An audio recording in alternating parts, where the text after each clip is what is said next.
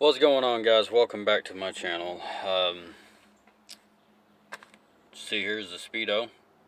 Of course, I had to pull all this stuff back apart today. I did get this thing calibrated, but this video is going to be on how to calibrate your Speedo.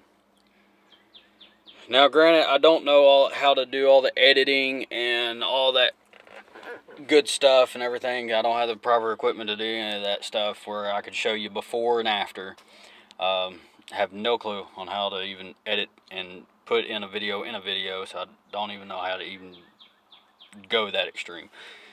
That part of technology is kind of out of my league.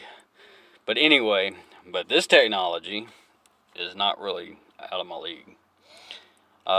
If you tore your Speedo down to replace that worm gear, or whatever you had to replace on the Speedo, whether it be the light bulbs, you had to disconnect all the terminals and stuff in the back and take out the light bulbs, replace them and stuff, and then you find out, oh crap, my Speedo is all out of whack. What do I do? It's okay, calm down, chill out. Being a 97, you can probably do this on any of the other models too. You don't need to sit here and fiddle daddle with the dead damn hand. If say like, okay, I'm gonna move it. See how my hand's going down? That's good.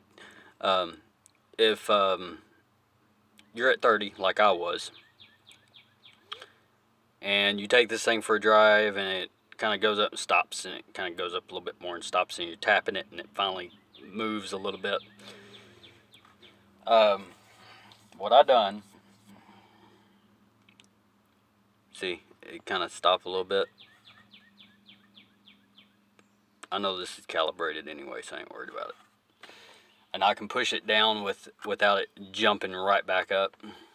If yours is jumping up like that, where if it stays like this and then you push it down and it jumps up a little bit, all you have to do is when this thing is up here like this and it stays here, take the cap off, pull the needle off, and put it down and push it back on. That's all you got to do. Simple. Just pull the cap, pull the needle, rotate it, stick it back on. Just do not do like I did, which I had my needle sitting all the way up onto the face. I had to back my needle off just a little bit so I can get that clearance, so it'll move freely. Your other gauges are probably going to be off a little bit, like you say your battery. Mine was.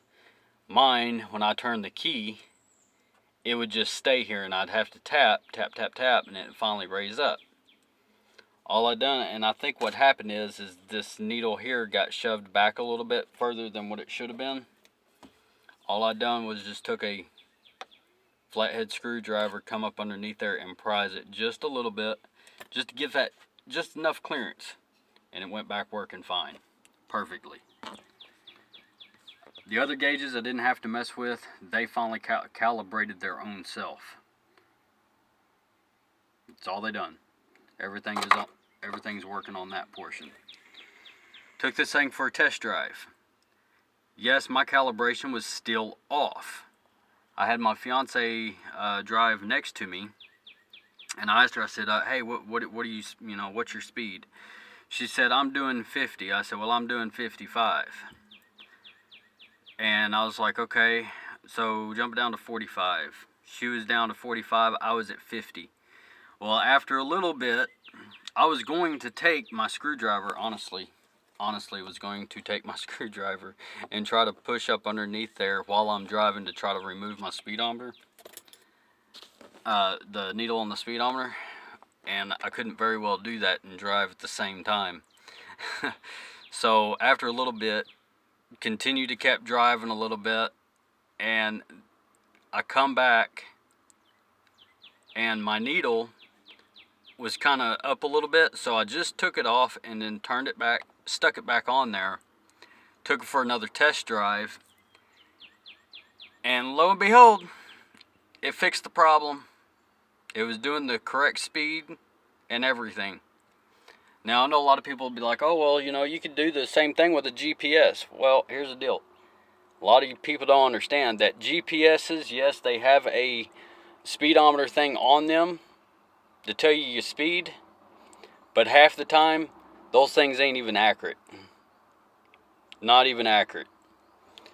It's best to get you, just find somebody, a friend, a girlfriend, or somebody to ride up alongside of you, and that way you can calibrate your speed to theirs accordingly. Because more than likely, theirs are going to be already calibrated. And as long as theirs is already calibrated, theirs is good to go, I would trust it more so than I would a GPS. So that's how I fixed mine. I wished I could show you on exactly on how I did all this, because y'all would be like, oh my God, wow, why couldn't I thought of that? You know? But now you know. So if your speedometer is off, uncalibrated, just pull the needle, turn it, stick it back on.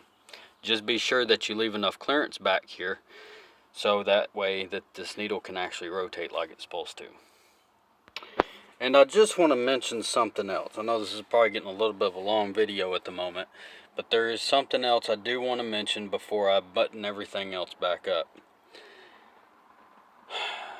It is a good possibility that when I had took this off, the needle off, that I didn't put it back on correctly, and that is exactly why the calibration was off.